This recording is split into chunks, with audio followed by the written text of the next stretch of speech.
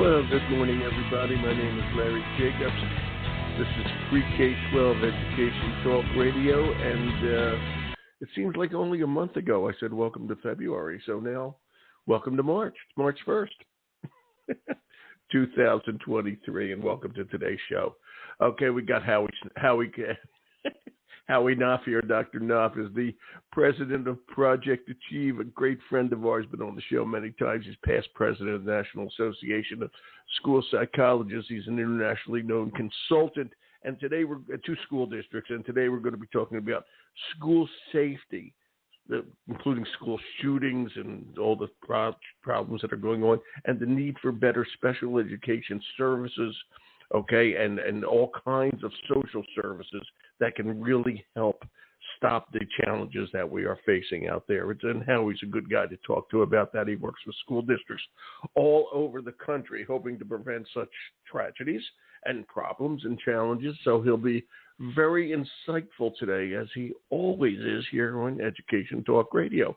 We're going to archive the show at ace-ed.org under that podcast link. And every podcast we do is over there, as well as our magazine, Equity and Access, which is pretty darn good, okay? I got to tell you, we're doing great with that, and we're getting a lot of nice words about all the work we do, about the Equity Awards, et cetera, et cetera. In there, you'll see the cover. Just click on the cover. You can read the magazine. It's an online journal. We've changed the website, okay? And by the way, everything we do over there is free for educators, so please go over there and see what we do. The website is really dynamic, okay? It's just absolutely incredible. Maya did a great job of making it new, making it exciting, et cetera, et cetera. So please check out all we're doing. Everything's there. And again, it's all free for educators at ace-ed.org. And enough of me. Let's go from Maine, where I am, down to Florida, where Howie is. I assume you're in Florida today, Howie? I am. I'm in Florida today. How are you, Larry? I'm just fine after a 6-inch snowfall all day yesterday, but it was nice. Yeah, I was in Michigan last week and had to bug out early because they were going to close school anyways, so I get it. Well, you know what, I'll tell you, northern Michigan, they're still having the problem. They don't have electricity yet. It's been 6 days. I heard that on the news yesterday. Oh, it's terrible. I feel so bad for those folks. You know, they probably have generators and all. I hope a lot of them do, but it's just a terrible experience not to have electricity. So I hope they're getting better and doing better and all that. I have no idea what the status of the schools is up north where that challenge is, but I wish them well. That's all I can say. Howie, we're going to talk about school safety and all the things that go with it, and then relate that to the social services needs that out there. And you're an expert in that, being again, past president of the National Association of School Psychologists. So talk to me, Howie. Let's get started, okay, with the current state of school safety today.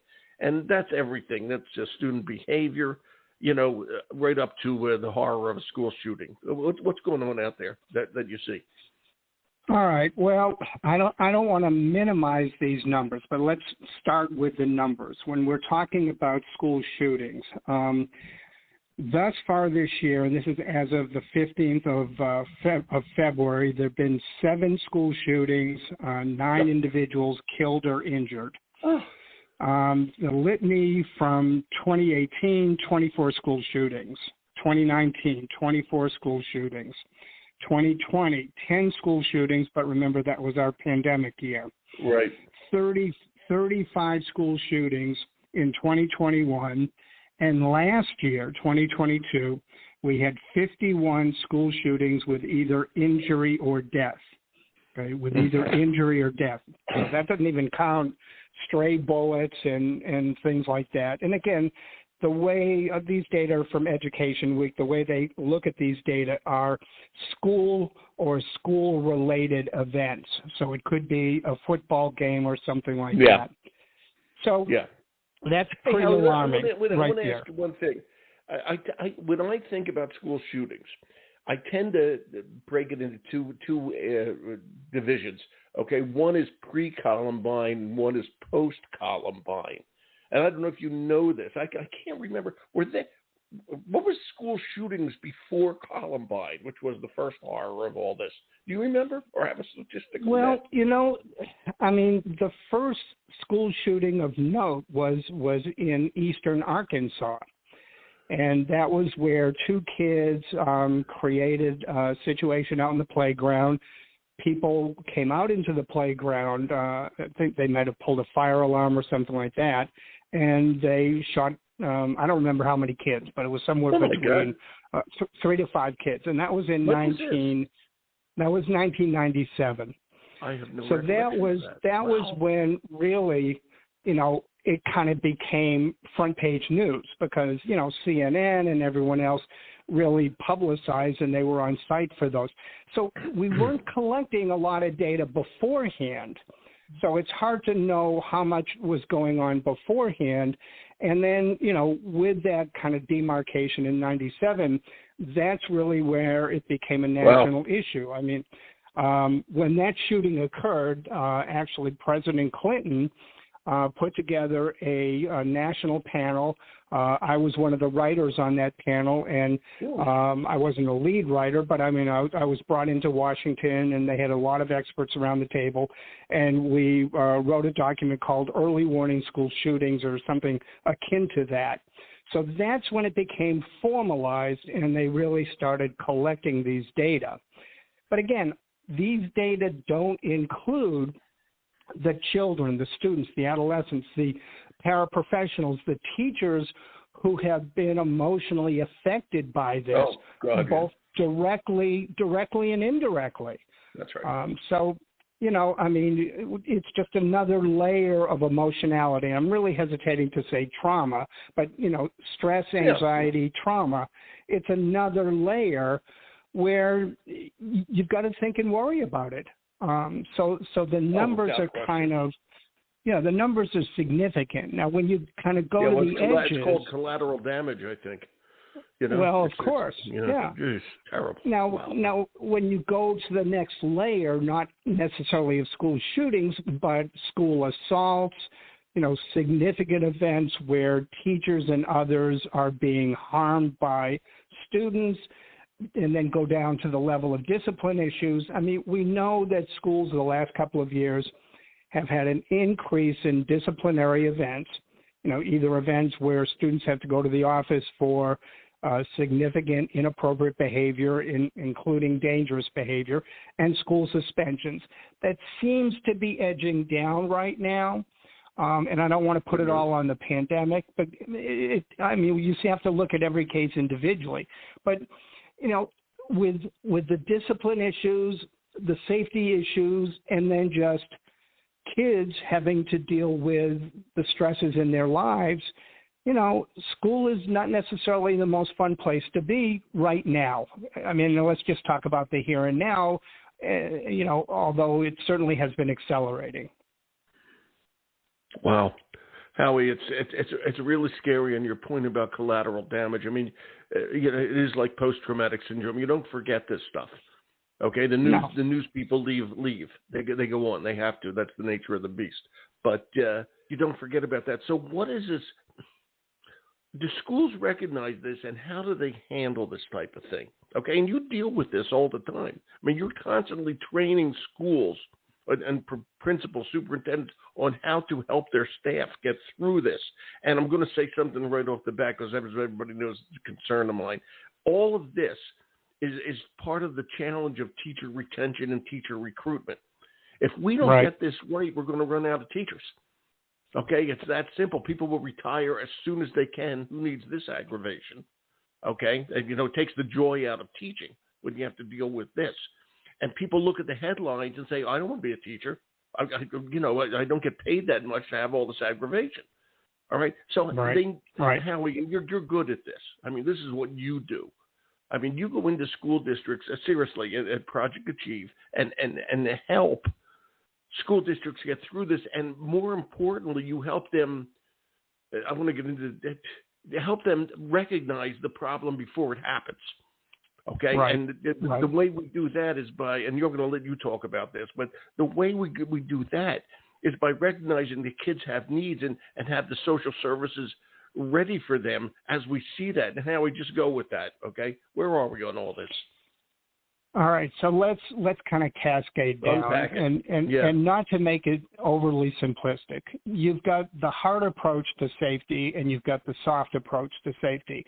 And I'm not talking about this from a quality perspective, but the hard approach is basically, in a sense, to quote, barricade our schools, and that's where having police presence, having the kids walk through detectors, having people on campus, adults on campus who have guns. And let me talk about this. And I'm not talking about this in an evaluative way, but one of the school districts where I work regularly, there is a sign on the door. And this is legitimate. I was there during the teacher training days before the school year started.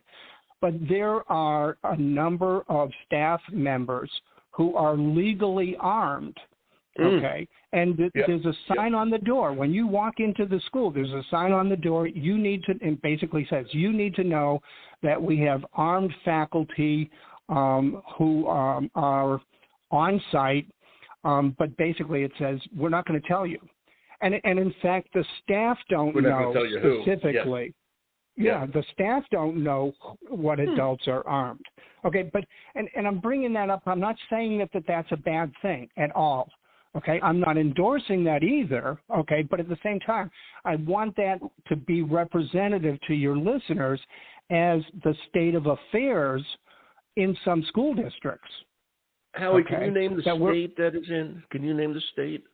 No, I really want to hesitate on that. Okay, that's no problem. Okay. And let me bring up something else that happened just last week. Okay, in a district I'm not familiar with, I believe it's called Rising Sun. This was in the New York Times.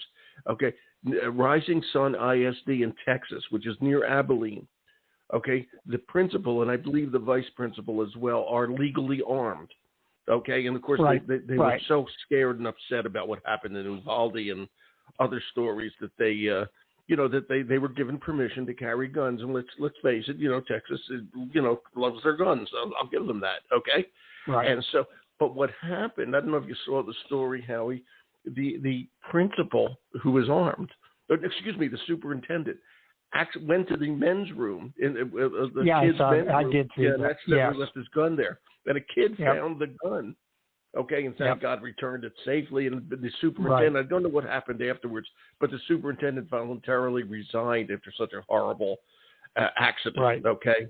Right. And again, I'm not condemning them. Okay, I'm not condemning them. I don't want to take that position. And again, but boy, the state I'm thinking and talking about actually is not Texas. But here's the critical point for right now. I'm not saying don't do these things.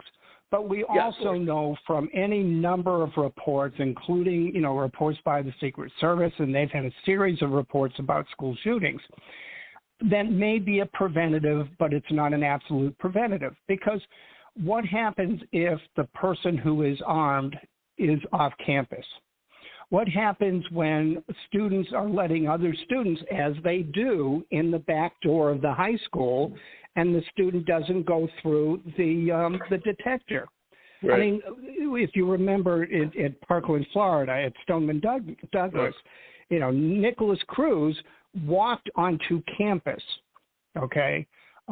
He was able to evade. He knew the campus because he had gone there, and he knew how to get onto campus without being detected. All right, so the point is we can't just look at the hard approaches, the most, if you will, extreme approaches to lock our schools down as being the ones that are going to completely prevent, because we know they haven't. So let's go to the soft side, if you will. The soft side is about the people. It's about doing, and again, I'm going to kind of separate it out. On the very front end, it's about teaching kids the social, emotional, behavioral skills that they need to be able to get along with each other, to decrease bullying, to resolve issues, to be able to handle emotional distress, and all of that. And that's got to be a preschool through high school initiative. And it can't just be lip service. It can't be just, well, when we have a chance, we'll do it. We've got to teach, and you and I have talked about this, any number of programs. We've got to teach the kids behaviorally literally the interpersonal social problem solving, conflict prevention and resolution, and emotional awareness, control, communication, and coping skills. So that's the front end. And that's not going to be the complete panacea either. So the second part of that is we've got to be able to identify the early warning signals and identify the kids who are still struggling, who may need more intensive social skills, but probably also need additional social emotional supports and mental health services. And we're not doing a good job of that especially. We're not doing a good job of the social skills training across the country, but we're certainly not doing where we know kids are in distress, where we know kids are coming to school and they are volatile. We're not doing a good job of getting the services, supports, and interventions, including the community mental health services, to those students. 2 points. Back to Nicholas Cruz, okay? Nicholas Cruz was identified and was in a program at one point in his school career for emotionally and behaviorally disabled students. He had two counselors and a school resource officer that, and this was in Florida, wanted to Baker Act him. And Baker Act is basically, in essence, an involuntary stay at a mental health facility get services. So, and I'm not blaming anyone, and I'm not trying to alarm people either. But at the same time, here was a student where we had early warning, as police have had early warning about any number of some of the mass shootings that have occurred. Okay, so it's not a total preventative, but that doesn't mean that we cannot do better in terms of the mental health services that we're delivering in our schools and broadly to children and adolescents in the community. Howie, how far behind are we on this? We aren't doing this. My question, the simpler one, is why? Why is we know what's going on and it's been building. I have to say, I'll just say since Columbine, that Arkansas incident. Okay, it's been building. Okay, and the question is why we've shoved it under the rug, and I know you agree. Maybe you'll agree with me. Schools have changed. It used to be all about ABCs, but now we also have SEL. Okay, there's a lot of challenges out there. Okay, and what the hell are we waiting for? What's going on?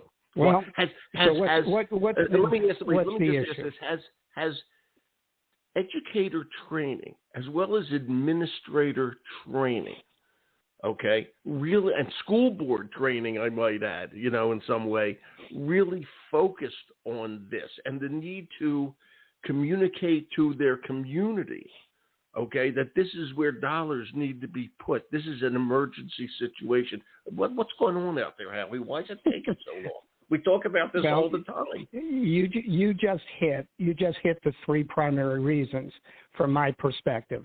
It's about training, priorities, and money. The training, we're not doing a good job of this in terms of pre-service training. And I know it's always easy, blame the universities. I was at 2 Research One universities for 20 plus years of my professional life. And it's easy to say, but there are competing issues in terms of the training, but we've got to wedge this stuff in. You can't just talk about the instruction and the curriculum and the academics. You've got to talk about the social, emotional, and behavioral. And again, we've got to do it in depth. We've got to do it with our general ed, special ed, related services, our administrators. But we've also got to complement that with the post-service training. So when people are in the field, we've got to continue to do that training, but it's not just the training in terms of the in-service, it's the training, the application, and the infusion. And so it's got to become real life. It's got to become an inherent part of what we do in the classroom and broader in the school. And again, if there's anything that's happened over the last number of years in my professional career, the last, let's just say 20 years, we have less and less time. And honestly, we have less and less tolerance, I'm finding sometimes with the staff, for professional development. we've taken the professional development days off of the table. And again, sometimes the staff, they're just not terribly engaged in what is happening with the professional development as they should be. All right, the second area is the priority. And again, we've got to balance the academic and the behavior. But I mean, two of the questions that I always ask my staff: do you have students in your classroom today who are behaviorally acting out because of academic frustration? And they say yes. Of course. And then I say, do you have students in your classroom today who are academically not making it because of social, emotional, and behavioral issues? And they say yes. Of course. Well, that's the interdependence of it. And so we've got to raise up the social emotional. I'm not going to say it needs to be on the same level in terms of intensity and time, but we've got to raise that up to a functional level, but we've got to wrap around it with the counselors and the school psychologists and the clinical social workers. We've got to bring this up to a priority level. And again, we're talking about helping kids to be successful in life. The byproduct is hopefully impacting and decreasing as much as we can how this all relates to school shootings. But we've got to have the complementary nature of this, and then the money. Yeah, we're not getting the, and I don't want to put this all in special ed. All right, but let's talk about special ed. We know that Congress has never fully funded the IDEA law, the Individual Disabilities for Education Act. They were supposed to fund it at a 40%. The closest they've ever been is somewhere maybe around 20%. Yeah. Now, yes, there are 13 different disability categories, right? But one of them, obviously, is students with emotional and behavioral disabilities. But there are other students with learning disabilities who are, have other disability areas that also have emotional overlays. So you can't just look at the individual education plan and say, it's a learning disabled student. We know that 65% of the kids who are identified as special needs kids in the country are learning disabled. They don't have any emotional issues. Well, that's rubbish. Okay. So the issue, again, is we've got to identify the early warning signals. We've got to identify the students legitimately who need the services, many of them, again, in this area in special education, and we've got to have the funding complemented by the community mental health funding to get it all done. We don't have the funding that we need, and we also, again, don't necessarily have all the personnel that we need and the personnel with the skills. And you said something before that struck me. I wrote it down, and I agree with this. But this struck me. You said that you're seeing that educators are, in many cases, are unengaged in professional development. They're unengaged. Okay, yeah. And we've laid all this. This is the challenge I see. We've laid all this on professional development, and professional development, which I think is important, usually occurs at the end of a busy day. People are tired. Let's face it. People are tired. Okay. It's hard to stay focused when you've got all these other things on your plate. And I honestly believe, and you used the phrase before, we try to wedge into teaching somebody to become a teacher. Okay. We try to wedge in these aspects of their job, but this can't be a wedge in thing. And I'll say again, the schools are changing. The whole process of education is changing.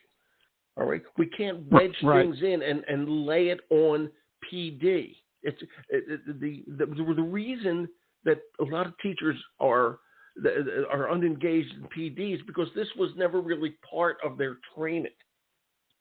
Okay, a lot of teachers, probably 99%, had never had a course in SEL, and all of a sudden, especially post-pandemic, post-Columbine, this stuff has been laid on them. Okay, at the end of a busy day when they're supposed to do anything else. And again, so Howie, let me ask you this, and you are good at this.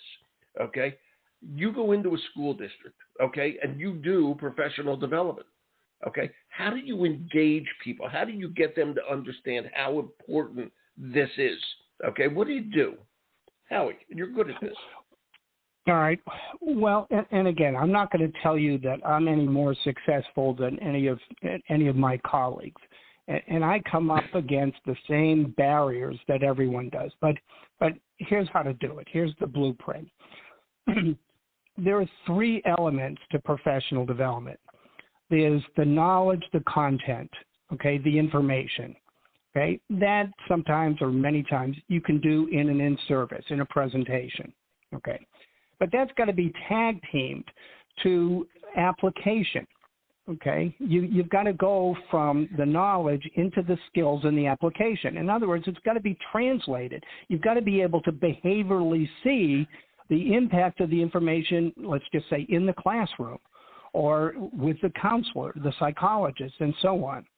So you've got to shift it. You've got to do things in professional development to move it to skill and application, right. And then hopefully you end up where you've got confidence and good quality implementation and fusion.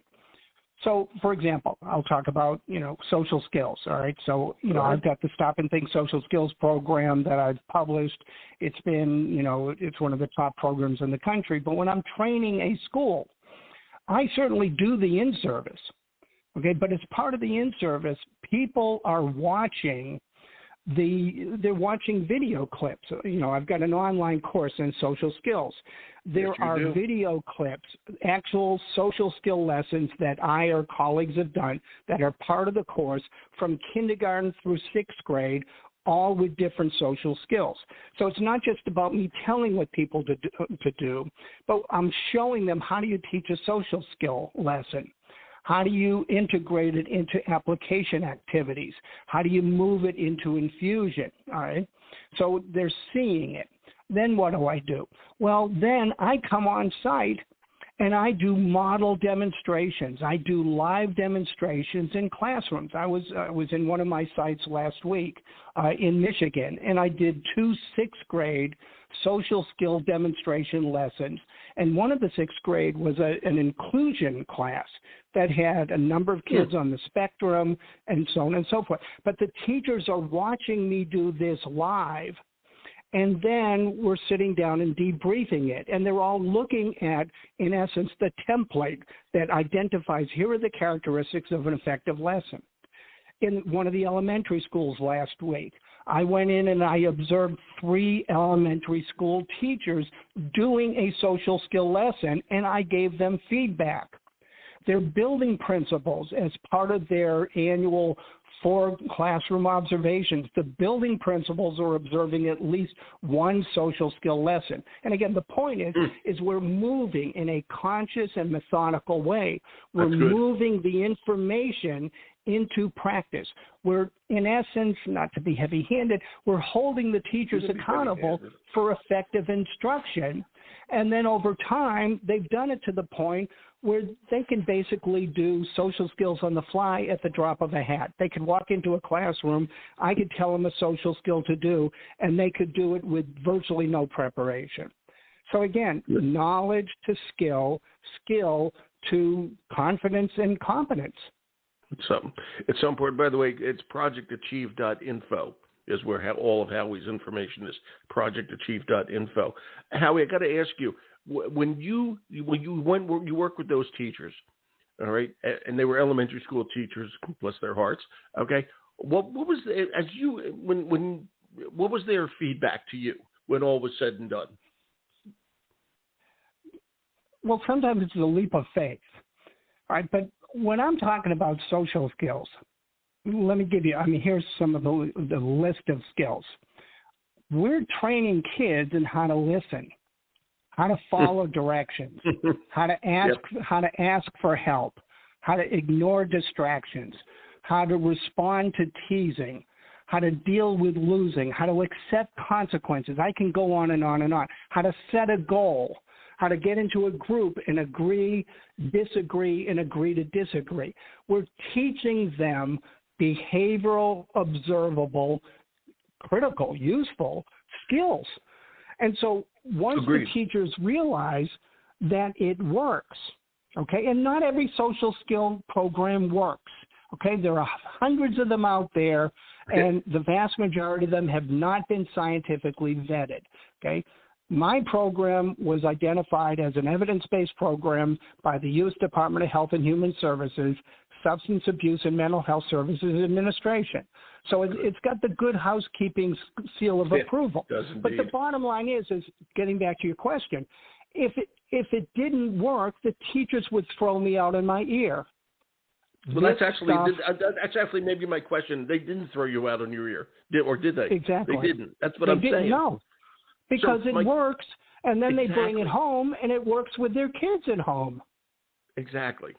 And this is the kind of thing I'm talking about. We have to start really moving this into every classroom. And by the way, it's not just elementary. It's every, and like I said before, bless the elementary school teachers, they're Jacks and Jills of all trades. Okay, they teach everything. Okay, and I think they're wonderful. You get into secondary where a teacher is more subject-oriented, if I may. Right. As opposed to holistic child-type oriented, although they certainly care about the kids. Is it harder to do this in secondary? No, it's not. It's more about organization and logistics in terms of, if you've got, kids with a 7-period day, which teachers are going to take the lead, which teachers are going to reinforce and infuse. So, no, we're doing this at the middle and the high school level all over the country. Good. And again, a lot of times, like in 8th grade, the teachers get nervous. They say, well, the kids are not going to buy into it. Okay. I just did a couple of weeks ago. I did an 8th grade social skill lesson. In fact, I did it on Monday morning, 8 o'clock in the morning, on their first day back from vacation. Wow. Okay. And the deal is, if you are confident, if you are engaging, if the kids realize that they're going to be held accountable for it, if you can make it fun, then it works. But here's one of the critical points that I always ask the teachers. If a kid, an 8th grade class of kids, walked into your 8th grade math class and said, we don't want to do math this year, it's boring, it's not useful, it doesn't relate to our lives, would the math teacher agree with the kids and say, you're right, we're not going to do math this year. I don't want to do something that you're not interested in. Okay. Of course not. The teacher would never do that. Okay, but the parallel is this.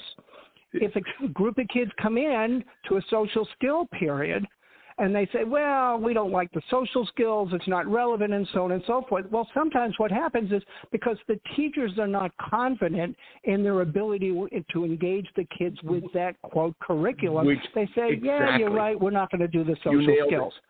You nailed it. Okay. Exactly what I said before, jumping on your words. We can't wedge this stuff in to teacher training anymore. Okay, this has to be part and parcel of a teacher's training, and until we get that right, we're always fighting an uphill battle. Okay, and so are teachers. There's no opt out here. There's no opt out. We've got to do this. So you're right. Yeah, you're right, Larry. No, you're right, Howie. I mean, we go back to the statistics you quoted at the beginning of the show. Okay, look at what's going on. Every teacher intrinsically understands that. They may not have the numbers in their pocket, but they understand it. Okay, what's going on out there? We have to do something. Okay, we have to make sure that every teacher understands, oh, this kid may have a problem, and we have the social services to back that up. And until we do, okay, and we understand that, and every teacher is trained in it, we're going to be fighting the same uphill battle. Howie, it's amazing, and I hope. Yeah, go ahead, please. I'm sorry. Go ahead. And the last point is what we're talking about here, what we're advocating, what we're imploring, is it going to completely eliminate the school shootings? Obviously not.